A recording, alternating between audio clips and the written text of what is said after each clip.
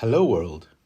So, if you've been following the S.O.L.I.D series, then congratulations for making it this far. Today, it's time to end it with a bang and go over probably my favorite of the bunch, Dependency Inversion Principle.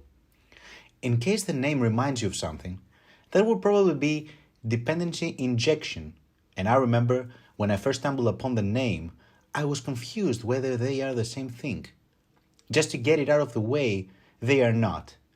They can be combined, but keep dependency injection out of mind for today, as I'm planning on covering it in future videos. Today, it's all about dependency inversion, the last of the S.O.L.I.D principles. We've mentioned before that the beauty of these principles lies in their connection. They can stand on their own, but work even better when combined with each other. Dependency inversion principle is tightly connected to open-close principle and to an extent, Liskov substitution principle. Before getting on with the definition and stuff, let's take a step back and see what the name suggests. Dependency inversion. Okay, we all know what a dependency is. When class A has a reference to B, we say that class A depends on class B. If we were to create a simple diagram, it would look like that. The arrow pointing to the dependency. But why do we say that A depends on B? Why do you use that verb? Because A knows that B exists, since it has a reference to it. Therefore, it depends on it. If B were to change, class A would be in trouble. If B has a method that A calls and B decides to change the method's name, then A would break. We can jokingly say that A's life depends on B. On the other hand, B knows nothing about A. It makes no commitments to it. There is no way that A can break or affect B in any way. B does not even know that A is there. So this is a dependency. Inversion? Well, to invert something from a quick Google search officially means put upside down or in the opposite position, order, or arrangement.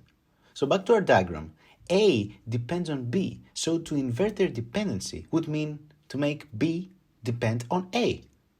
Okay, but the tricky part is that the functionality should remain the same. So even though we inverted the dependency, our application should keep functioning in the same way as it did before the inversion. Alright, let's pause here. We understand what it means to invert a dependency. But why? I mean, okay, I can understand what it is, but when do I do it? Why do I do it? And most importantly, how in the world do I do it, especially without altering my functionality? Robert Martin's definition of the dependency inversion principle consists of two parts. High-level modules should not depend on low-level modules. Both should depend on abstractions. And abstractions should not depend on details. Details should depend on abstractions. Alright, at first it might not seem so, but this answers all three questions of why, when, and how. We simply need to invert the dependency whenever a high-level module depends on a low-level module.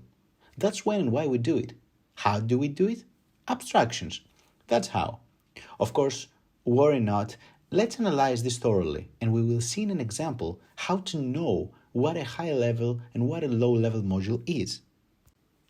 Back to diagrams for a second. This is the compile time flow of control between class A and class B. Let's picture this in modules. Module A, Module B. Of course, the runtime dependency is also the same. If we were to apply the DAP in this case, however, we would want to invert the compile time dependency, but not the runtime dependency. Yes, those two can and should be different. Let's see this in action. The definition has the word abstractions as the solution. So let's do this. If I introduce an interface between those two, and class A depends on the interface B, which happens to be implemented by class B, then look at the arrows. Class B points to interface B, as it depends on it, in order to implement it. So what happened to the compile time arrows now? Module B depends on module A. If module A changed the interface, which module would now break? That's right, module B. It's no longer in control. It's now scared for its life. And also, since it implements the interface, it's bound to it. No method name can change because it would break the contract. Module A is now safe. Of course, at runtime, the flow of control points to the same direction as before. Class A uses Class B indirectly. The functionality remains the same. But many things changed architecturally. Time for an example, and today in our application we use shared preferences. Shared prefs on Android is an Android library we use to persist key value pairs of information on the phone's internal memory. The thing is, can we trust our dear friend Google not to change this class in future versions of Android? Not to alter its API? Based on its track record, I'd say no. Actually, for my fellow Android developers out there, we already know that this is already in the works. A new library to replace shared prefs is already in alpha. Back to our context. Currently, our dependency flows from left to right, both on compile time and runtime. But should our application depend on a specific library of Android? Which is more important? Which is the low-level module, and which is the high-level module in this case? Our application should be the high-level module. A persisting library is very low-level. It's a tool we merely use to achieve something much greater. It belongs deep down in the core of what our application does. We want it to commit to us, not us committing to it. If Google replaces the library and we depend on it directly, think of all the changes in our code. Think of all the replacing and refactoring that will have to take place. Well, you go ahead and imagine that for the both of us, because I sure don't even want to. At this point, take note that those classes are single responsibility principle compliant. We have put the shared prefs stuff in their own class, which is good. So what do we do about the wrong dependency flow? We use dependency inversion. We add an abstraction on our side, or you can say our module, and implement it with Google's library of the month. The day Google says, this is library X and it's better blah blah blah, all we have to do is implement our abstraction with a new library and swap it out for the existing one in our composition. We will talk about composition when we touch on dependency injection in upcoming videos, so be sure to stay tuned for that. For now, I can tell you the fact that shared prefs is a constructor parameter is a form of dependency injection. So when swapping out implementations, our current code will know nothing about it as it's dependent on the interface, our abstraction. Sounding familiar? We did the same on the open-close principle, which will be linked right below the like button. So let's refactor this code to utilize the dependency inversion principle, see its beauty, and wrap everything up. Coding time. Alright, so we have our class notification settings, and it depends on the shared prefs manager. Inside, the functionality is pretty basic. We can read from the shared preferences a value named notifications enabled to know that if the user has enabled the notifications, and we provide a public method so that clients of this class can change the notification settings. Pretty simple and straightforward. And we have the shared prefs manager, which does all the hard work inside. Retrieve preference and save preference. The details are not very important. Classic Android procedure. We could also have delete preference or clear all preferences, but for now let's keep it simple and use those two basic use cases. So the thing is that we now depend on that, and this is not good. This violates the dependency inversion principle. So what does the definition say that we need to do in this case is introduce an abstraction between those two classes. Alright, so I'm going to create an interface to swap out the shared preference manager concrete implementation to an abstract one. So I've already created a new file. So we have interface, shared prefs abstraction, let's name it like that.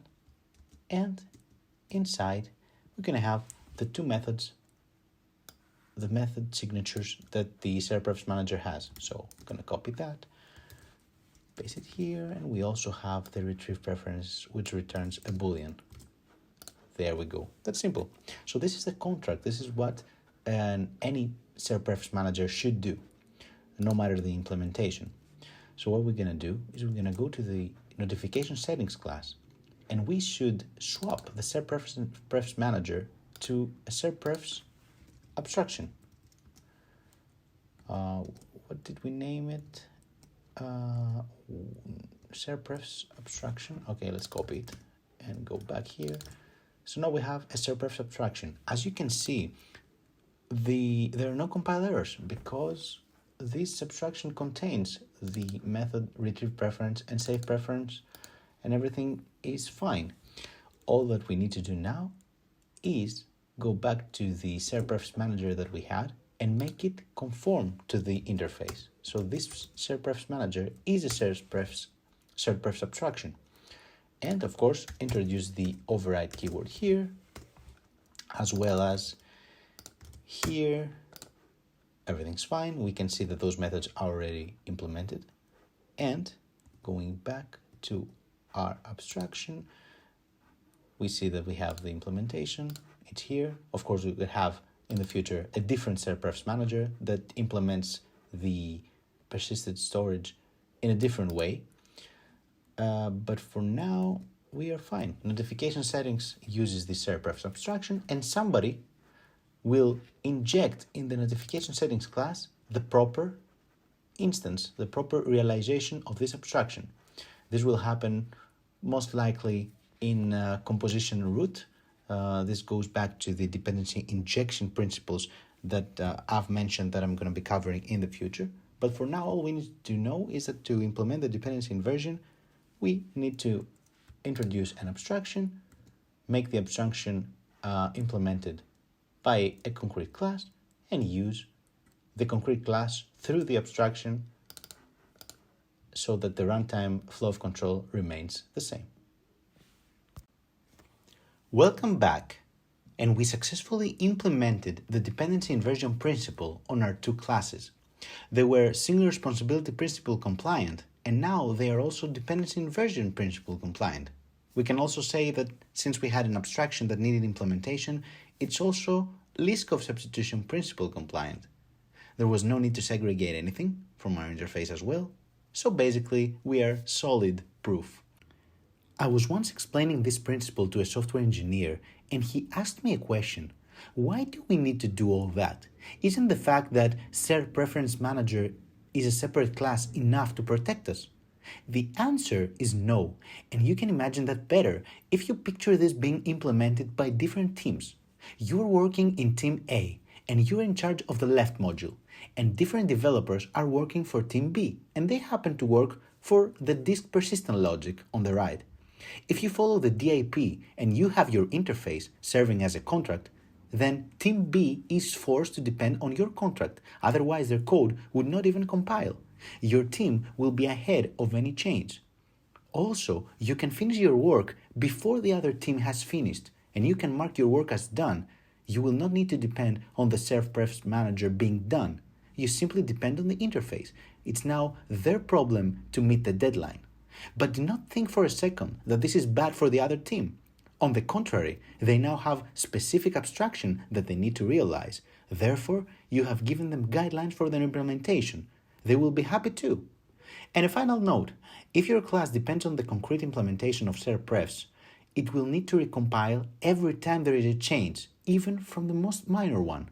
But when we only depend on the abstraction, there is no recompilation from our side every time the realization changes.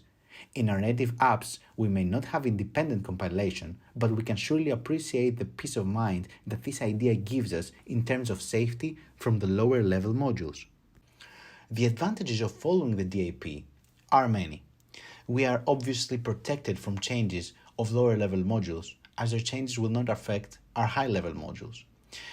Also, since we now depend on an interface, it can act as a contract, which allows easier integration of external classes with our own. It can be easy to swap implementations, which benefits A/B testing and much more. As always, we need to be careful though, as an abstraction at the wrong place can be counterintuitive, make our code harder to read, and all in all provide no reusability benefits, while increasing code complexity. We should remember this rule from previous videos. Abstractions always come at a cost. so use wisely. This wraps it up for the S.O.L.I.D principles. I must say I'm pretty happy with the response on this series. It has been a great experience and thank you for that. I'll be looking forward to seeing you on the next video very soon. And as always, don't hesitate to reach me for any question or comment. Thanks for watching, stay safe and enjoy the holidays.